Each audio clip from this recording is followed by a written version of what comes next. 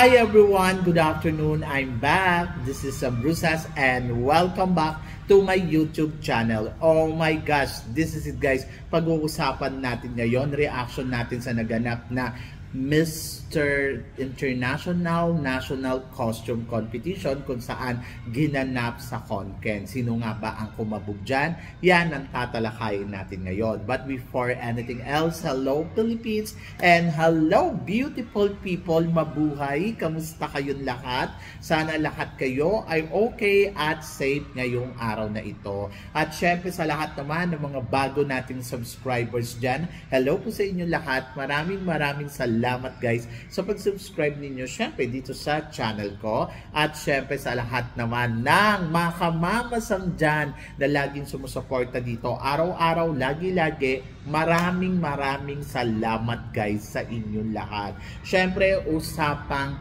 Mr. International National Costume tayo ngayon. Ayan nga, grabe, nagkabugan ang mga kandidato dito sa Konken kung saan ginanap ang kanilang National Costume Competition. So, syempre sa simula pa lang talagang paandar na at pasabog ang kagwapuhan ng mga kalalakihan. Sobrang panalo talaga ang mga eksena at galawan nila. So, nakasuot sila ng parang nakatabi sila ng patadyong kung tawagin sa atin. Ayun yung unang-unang simula at talaga namang mapapawaw ka ng bonggang-bongga. Kasi kitang-kita mo talaga na parang laban na talaga ang mga candidates. At hindi lang yan.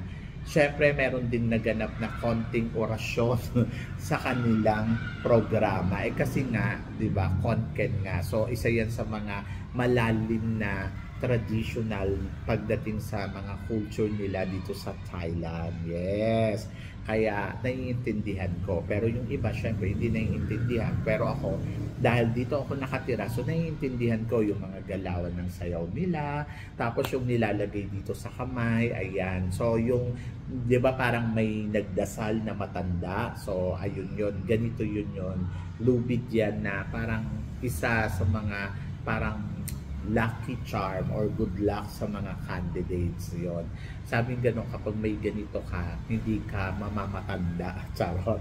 So yan. So syempre, dahil dumayo sila doon sa Konken, so alam mo yon, parang may paniniwala kasi sila na parang hindi ka ba mabate. Kaya nga nag-alala ako kay Kurt kasi pagpunta niya ng Konken, baka kasi nagustuhan siya ng mga ano doon, yung mga tawag dito, maligno. So yon, at nagkasakit siya. Parang feeling ko sa panahon. Kasi yung weather na yun dito sa Thailand, sobrang init tapos biglang uulan. Baka nahirapan mag-adapt yung katawan ni Kurt. Kasi nung first day din na pumunta dito si Kurt, yung unang-unang araw niya dito, hindi ko siya nakita ng umaga, nakakulong lang siya sa kwarto niya. Tapos lahat ng candidates eksena sa labas, si Canada nga, di ba sabi ko pawis na. Pero si Kurt hindi ko siya nakita. Nakita ko siya nung lumabas siya ng 7 o'clock. At ayun, ano tawag dito? Gabi na siya lumabas nung first day. Kasi sabi niya sa akin, pagod daw siya, tapos he's not feeling well. Tapos siguro dahil sa haba ng biyahe sa Konken tapos kulang sa tulog, ayun. So nagkasakit si Kurt. Tapos so, siguro bilad sila sa init kasi nga mainit nga talaga sa Konken. Kung dito nga sa Bangkok mainit, Konken pa kaya. So yun, probinsya kasi siya at kabukiran. Ganon. So kahapon magaling din yung host na babae. Kaya lang nalaman siya ng co-partner niya kasi hindi yun yung partner niya na nag-host talaga. So yung partner niya, Diyos ko, lamon na lamon sa sa pag-host, hindi na makaarangkada si girl, di ba? So mas gusto ko lang si girl ang mag-host kasi magaling naman siya. Pero yung ka-partner niya parang nilamon siya ng buo, ganon. Pero naitawid naman, naputol din yung internet nila, di ba? Naputol yung live nila kagabi. Naiintindihan ko kasi sa Konken na siguro mahina yung signal. So yun. Anyway, congratulations sa production nila yesterday dahil Diyos ko, para tayo nanonood ng Miss Universe, di ba? So maganda at malinaw. So sino-sino bang mga contestant ang talagang napabilib ako? So, ayun. So, first, nagustuhan ko sa Ecuador. Gusto ko yung ipinakita ni Ecuador. Nag-shine siya para sa akin kagabi. Kasi, sa totoo lang, sa Ecuador, hindi ko siya nakikitang umaarangkada. Lagi lang yan tahimik. Pero kagabi talagang, ayun na. Bumigay na talaga ang Ecuador sa performance. So mamaya abangan natin yung swimsuit niya. Maganda yung kanyang natkos, colorful at malaki, o di ba? So yun, so para sa akin napawaw talaga ako kasi hindi ko nga yan nakikitang gumagalaw. And then eto si Puerto Rico. My gosh, si Puerto Rico talagang, oh my gosh. Gusto ko ang eksena ni Puerto Rico kagabi. Talagang yung performance niya, wow na wow ako. Sobrang panalo, sobrang ang galing ng galawan. And then, si Nepal talagang nag-mascot siya kagabi. Sobrang nagustuhan ko yung eksena niya. Ang kanyang inaano yung Mount Everest, di ba, ng Nepal. And then, nakita naman natin na talagang bigay na bigay din talaga ang pambato nila. So, mascot na unggoy na kulay white gorilla ba? Ganon. And then si Thailand, oh my gosh, si Thailand, ang bongga din ng eksena ni Thailand kagabi.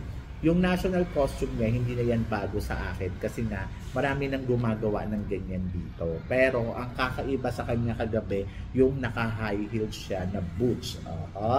Sobrang ang winner ng eksena niya. And then maganda din ang makeup niya at ang ganda niya rin na i-present ang kanyang national costume na tinatawag nila dito, Piana. Oo, Piana yan eh.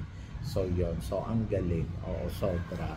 And then, gusto ko din yung kay Nigeria. Si Nigeria, Diyos ko, talagang simple lang yung kanyang national costume, pero alam mo, traditional yun sa kanila. At ayun, nakita naman natin kung paano siya shake ng kanyang dibdib. Diyos ko, talagang bigay na bigay talaga ang Nigeria. I love the way kung paano siya mag-shake ng dibdib. At grabe, ang sexy niyang tignan. So, bagay na bagay sa kanya yung suot niyang national costume. Bagay na bagay yung eksena niya. At higit sa lahat, syempre natuwa ako sa smile niya. Oo, keep smiling talaga siya. Pak. Ayun.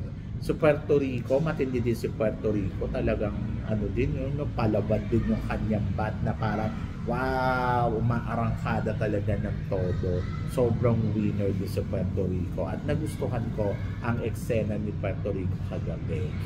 Bukod doon, gusto ko din yung national costume ni Panama kagabi. Sobrang wow, sobrang winner. Ang laki ng kanyang national costume at ang sexy. Either Colombia, nagustuhan ko si Colombia dahil ang sexy din ng dating ni Colombia kagabi. So yung iba, magaganda yung kanilang national costume at gwapong-gwapo sila. Ang gagwapo nilang tignan, ayun yung ibig ko sabihin. Pero hindi naman nila na-execute ng maayos. Parang nakulangan ako sa execution. Pero kagabi, isa din sa mga natuwa akong national costume, syempre yung kay Vietnam. Napawaw din ako kay Vietnam at sobrang panalo din ang eksena ni Vietnam kagabi. Sobrang laban na laban din ang ipinapakita ni Vietnam. Sabi ko nga, I think lalaban to si Vietnam ng bonggang-bongga talaga. At ipapakita niya talaga yung laban niya dito na deserve siya sa kanyang national costume na makapwesto ng todo-todo. Pero in fairness kay Vietnam, talagang lumalaban at ang galing. Sa Asia, isa siya sa mga nakikita ko na strongest din. And then, of course, ang sumunod na nagustuhan ko ay yung national costume ni Indonesia. Yes, kay Indonesia. Sobrang wow, lalaking lalaki. Ang ganda ng national costume na, lalo na yung binaba niya na yung maskara. Sobrang natuwa ako doon kasi parang ang feeling ko, bumigay talaga siya ng todo-todo. Parang ang bigat nun. Tapos gaganon-ganon. Sobrang natuwa ako sa execution na nakita ko sa kanya. Sobrang natuwa ako sa performance niya. In fairness, ang galing niya. Ang sarap panoorin. Sobrang winner na winner para sa akin. And then, I think isa din siya sa mga nakikita kong malakas pagdating sa Asia. katulad ni Vietnam, Thailand, di ba? So ayan silang so gusto ko yung eksena ni Indonesia. And then sumunod ay yung kay Canada. Si Canada, simplihan lang yung national costume ni Canada, pero mapapawaw ka talaga sa performance niya. Sobrang winner para sa akin, na talagang sabi ko, uy, in fairness alam niya talaga yung kung paano sumabay. Very confident yung datingan niya sa ipinakita niya, pero simple lang yung costume niya, yung kumpiyansa niya kung paano niya i-present. Hindi siya parang nababother doon sa ibang national costume na sobrang ganda. Siya parang so-so. So laban, ganon. Ayun yung maganda kay Canada. Mafe-feel mo yung attitude niya. And then next is France. Nako, si France. Grabe si France. Sobrang ang tikas ni France sa kanyang national costume. At ayun, so matangkad tignan, very model, di ba? And then ay si El Salvador. Alam mo, sa totoo lang, nagwapuhan ako kay El Salvador kagabi. Hindi ko bet yung national costume niya, pero yung kung paano niya i-present yung sarili niya ay talagang napawawa ko. And then si India, oh my God, si India, ang gwapo ni India. Simple lang yung national costume kasi, di ba, prince siya or king. Pero ang gwapo ng dating. And then gusto ko din yung kay Ghana. Yung kay Ghana na gustuhan ko din. Hindi niya masyadong na-execute, pero parang yung meaning ng kanyang ay parang yung nakalagay doon. Ewan ko, mga presidente yata nila yun. In fairness kay Ghana. So next is Korea. Si Korea, wala masyadong eksena doon sa national costume niya, pero kitang-kita mo yung kagwapuhan ni Korea na parang wow, ang tindi. Ang ganda ng aura ni Korea, no? Sobrang winner. And then si Mexico, oh my gosh, nag-shine si Mexico kagabi. Sobrang dito nakita ko na yung power ni Mexico, at hindi ko siya na kilala ng gusto, kundi ang nakita ko sa kanya yung kagwapuhan niya, at wow, ang gandang tignan. And then syempre Italy. Oh my gosh, si Italy. Sobrang ang baby face, ang gwapo ni Italy kagabi, ang linis-linis tignan. Mukhang yayamanin yung mga paa, ang gandang tignan. Tapos yung costume niya talagang parang, ay nako, nakakalaglag ng, alam nyo na, charot. Ang gandang tignan niya, parang ang gwapo-gwapo kasi, tapos ang linis-linis, no?